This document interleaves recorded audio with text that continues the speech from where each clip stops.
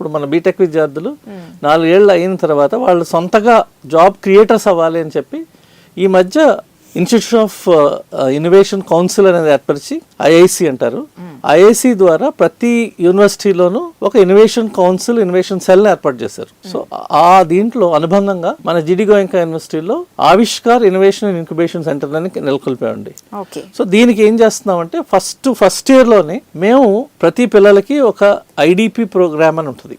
అంటే inter disciplinary projects అని చెప్పి మేము మా దగ్గర 7 స్కూల్స్ ఉంటాయి.